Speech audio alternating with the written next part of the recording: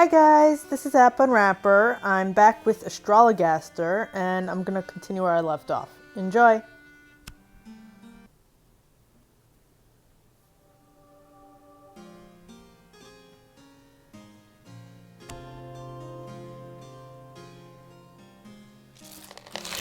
She was a fine host, of this she will oft boast.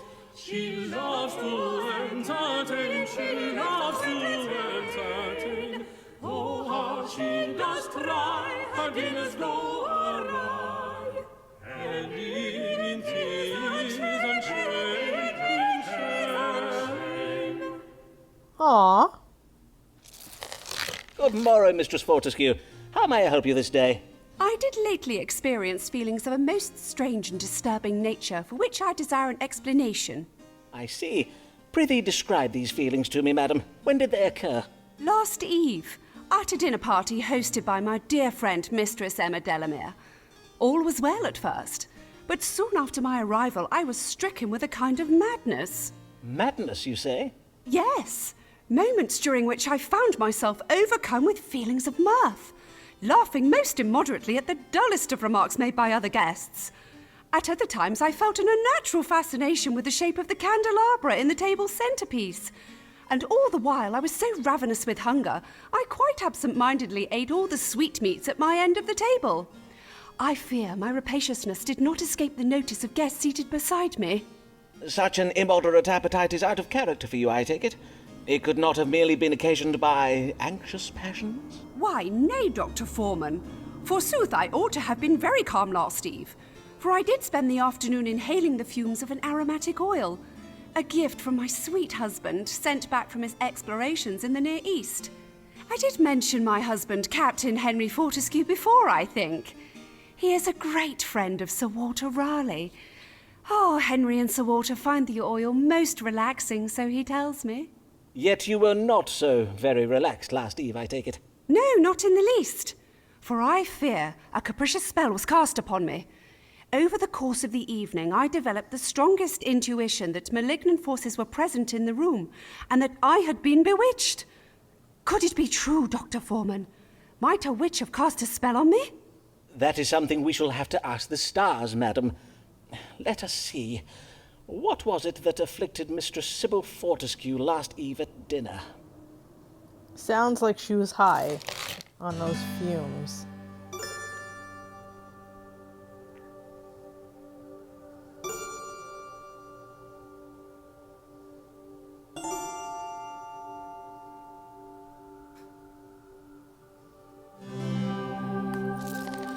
Now, madam, the oil your husband sent you. This was the first time you did inhale its fumes, methinks. Yes, the shipment of gifts from my husband did only lately arrive. Then I think we have your answer. I have read some interesting tales of such oils and herbs of the Near East. 'Tis said they occasion certain temperaments, to wit, an excessive sanguinity, which will have caused the immoderate laughter and increased appetite. They can also provoke a narrowing of the mind, which would explain your temporary fascination with the candelabra, and I believe the fumes of this oil may also have been responsible for the notion that you have been bewitched. And the men of the Near East gain pleasure from this oil? They would render themselves foolish on purpose? Aye, indeed. Foreigners have many strange customs and desires that we cannot hope to understand. How fascinating! I thank ye for this explanation, sir. Indeed, 'twill make for a most diverting tale with which to regale guests at my next dinner. God give you good morrow, Dr. Foreman. That went well.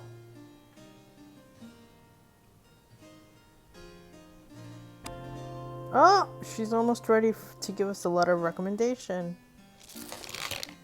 Another consultation, will this one end in bed? Or will Mistress Allen slap him round the head? Good day, Mistress Allen.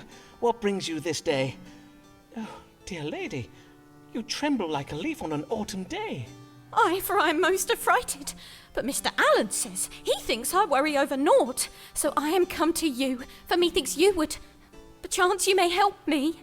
By my troth, Pray tell me of this evil that have frightened you, madam, and I shall do all in my power to protect you from it. Yes, evil. Oh, indeed, 'tis the very word for it. I have seen a dark figure prowling outside our house in the night, and once I saw him spying through my window.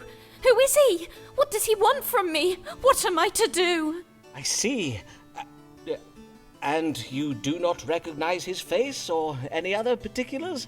The colour of his hair, for instance? Oh, nay, for 'tis always so dark. But by his silhouette I can tell he is a bony, scrawny little man. Is he verily? But your husband thinks 'tis naught to worry over, you say? Aye, he says the man is doubtless naught but a poor travelling tinker who is merely taking shelter in our garden. 'Twould explain why his figure is so slight, to be sure, but what if he is not a tinker? What if his purpose is more sinister? Aye, indeed. Then let us consult the stars. Who is the man prowling outside the Allen's house in the night, and what is his purpose? Wait, I'm confused now. Didn't we already talk about this guy?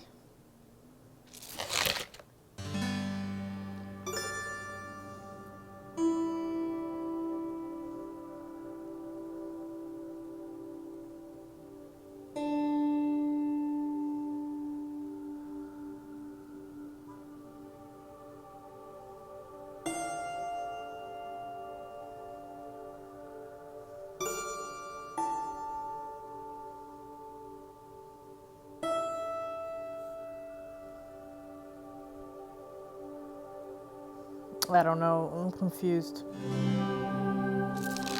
The stars suggest the Prowler is a secret foe of your husband. Does Mr. Allen have any gambling debts, perchance? Hold. Methinks I see it now. Ah, 'tis you! The Prowler, 'tis you! Me? How now, madam? What an outlandish notion.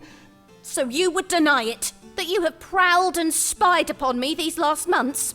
Prithee, Avis, you've got it all I will not have it. I am not a thing to be owned. I'm not one of your prized possessions. I prithee, madam, put that down. Put it... Ah! Fie, madam! That was a priceless no. Venetian vase. Oh no, I made her mad again. Ah. Oh, I already got a letter of recommendation from her, so it doesn't really matter right now. It's just winning her over as a lover, I guess.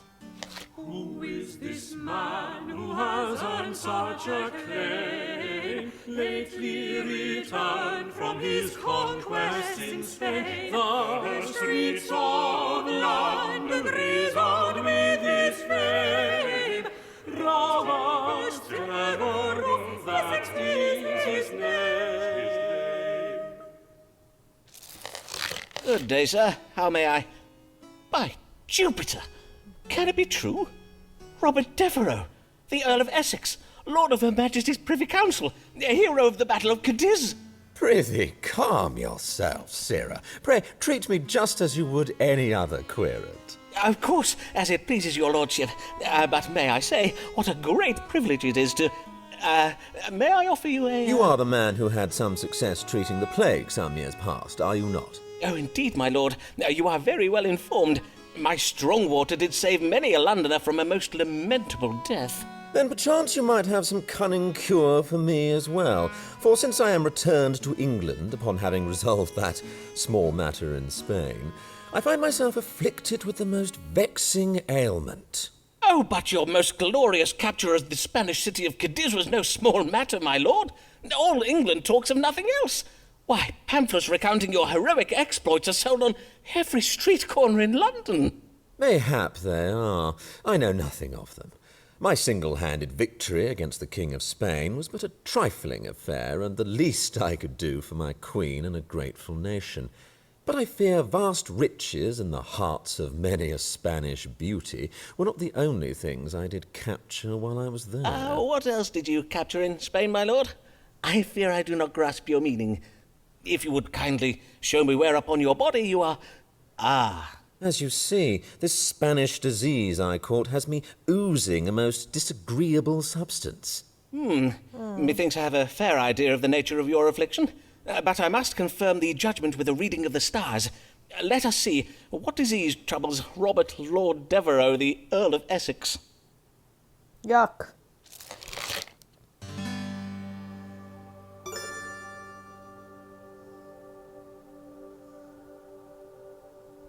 Ew. Just love. It's troubled with love.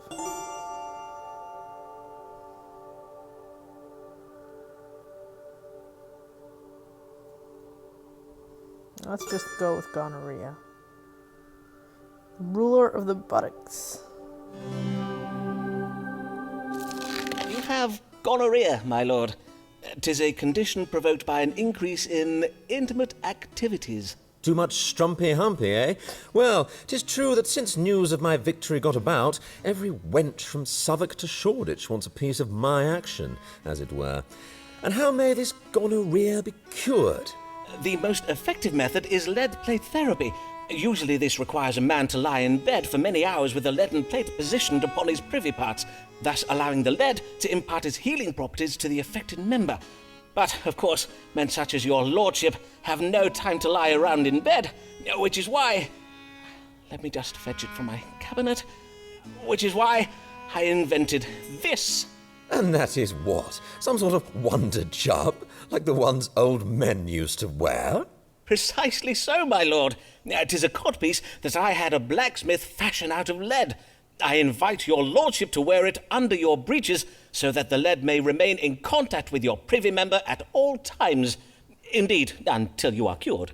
How very droll this is. Verily, how old-fashioned. I will appear as hung as old King Henry Tudor. Mayhap I just wear it in my chambers. Good day, and please come again. If you need anything at all, I am at your service. That doesn't seem safe, but okay.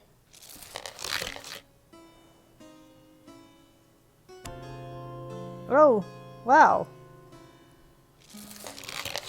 Watch another Avis, watch her night and day. If a woman has your heart, you cannot let her stray. Oh, jeez. Avis, I did not expect to see you this evening. Do you bring news? Aye, some very good news, at least if you confirm it for me. Methinks I am with child. How very wondrous.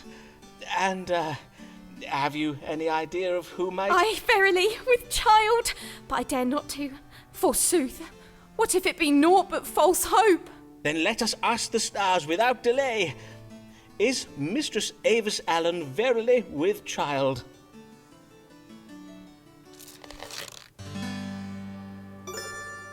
Whoa.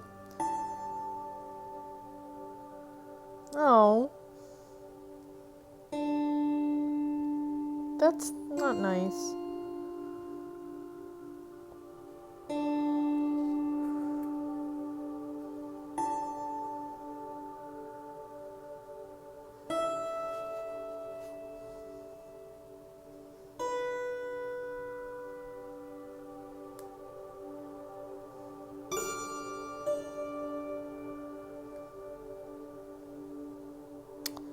Oh no.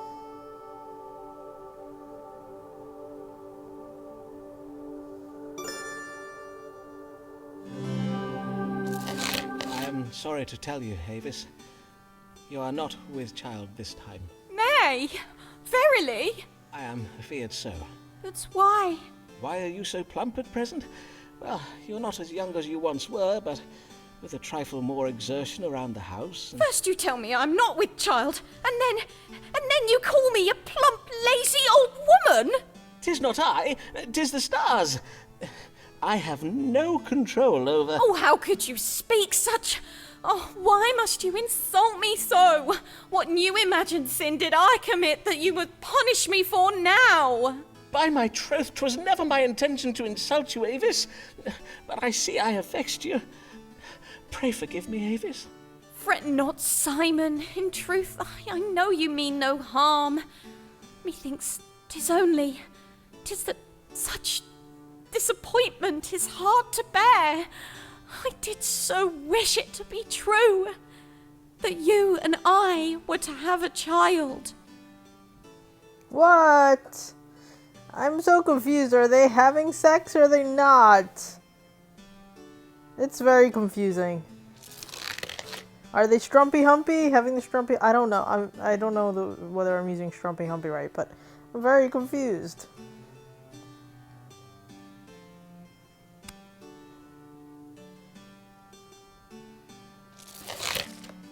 Rich but not satisfied, mayhap you have not tried this one weird trick for displaying your wealth, by herbs and confections to boost your complexion and pass idle hours tending to your health. One weird trick. Good even, sir. Who do I have the pleasure of welcoming to my chambers this day? Nicholas Muggs, proprietor of Muggs Rugs down on Silver Street. Ah, the wig makers. You supply wigs to players, do you not? I have heard tell of your fine work from some of my playhouse querents. I thank ye for your kindness, sir. I do hear you are very skilled at your trade also. For are you not the curer of the plague of '92? Forsooth, I do hope you may cure me as well. For though I do not think I have the plague, whatever I have is doubtless most grave, no matter what my wife thinks. And what is it your wife thinks? It be her mind that I have taken naught but a chilly cold in the head. But 'tis not so, Dr. Foreman, for I ache all over. My throat is grown sore, and I cough day and night. Day and night, you say? Aye, verily. I see. Then let us consult the stars. What does ail Nicholas Mugg? Sounds like a cold.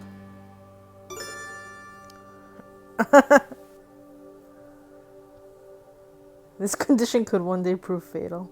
Hypochondria.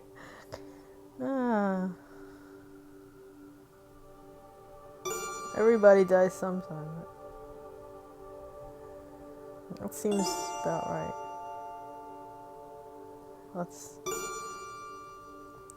I think the first one might always be easiest. I'm not sure.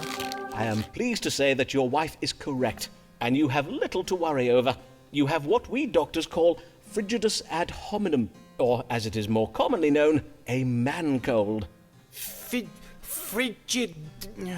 A man cold, you say? Aye, 'tis a cold in the head, suffered uniquely by those of the male sex. And although it be a minor affliction, the suffering can be very great. A minor affliction, you say? That cannot be right. I bid you check the stars again, sir. For see how ill I am, and my throat grows so hoarse I can hardly speak. I think the trouble in your throat may be occasioned by overuse. Perhaps you might try, discoursing less. Well, I think you ought to know that I will be seeking a second opinion. As you will, sir. Good day. Oh no, he's not happy, but I was right. It's a man cold. Oh my god, I'm dying from this. Oh no. It was still worth it for the whole man cold thing. Robert Lord Devereux, a rising star, dashing and debonair, he will go far. All London greets him with cries of huzzah. In truth, we cannot state how smitten we are. Good day, my lord. How may I do you service? Would it pertain to some thrilling adventure upon which you may soon be embarking? Indeed it does. Sir Walter Raleigh and I did recently come across some intelligence concerning a fleet of Spanish ships that will soon be sailing home from the New World, bearing a goodly cargo of gold. Raleigh and I plan to borrow the royal fleet, which we will use to intercept the ships and seize the treasure. Huzzah! But, borrow the Royal Navy, you say? Aye, only temporarily, of course. The Queen will hardly know her ships are gone. Indeed, when we return them to her bearing a handsome prize of Spanish gold, She will doubtless forgive our failure to file the correct paperwork and whatnot. Doubtless. And how may I assist your lordship in this glorious endeavour? Well, in order to intercept the Spanish fleet, we must know which route it is planning to take. One possibility is that it returns to Spain having retrieved the gold from the New World's southern continent. The other possibility, and this is the one Sir Walter thinks most likely, is that the gold has already been transported by conquistadors from the southern continent up to Havana, and the ships are to fetch it from there. Then let us see whether the stars can tell us upon which route the treasure ships may be intercepted on their return to Spain from the New World. Will they be sailing from the southern continent or from the Spanish colony of Havana?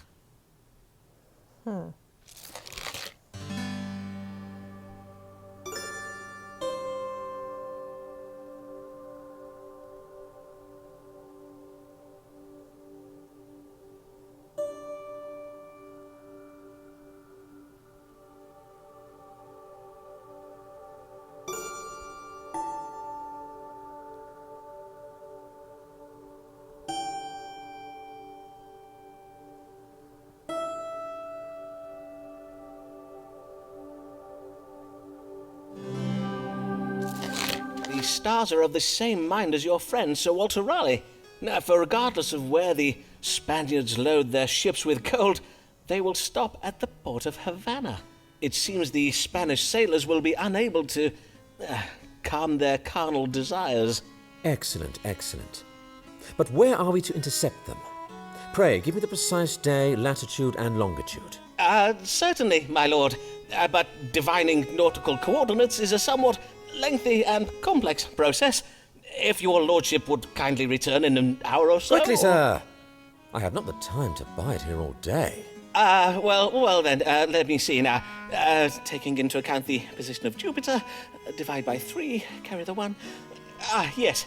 The Spanish treasure ships may be intercepted upon the 15th day of October at a latitude of 9 and 40 degrees north and 5 and 20 degrees west, or thereabouts. That said, however, I cannot promise you that... Excellent. Raleigh and I shall sail to this very spot. Huzzah! Huzzah! Godspeed, my lord. Huzzah!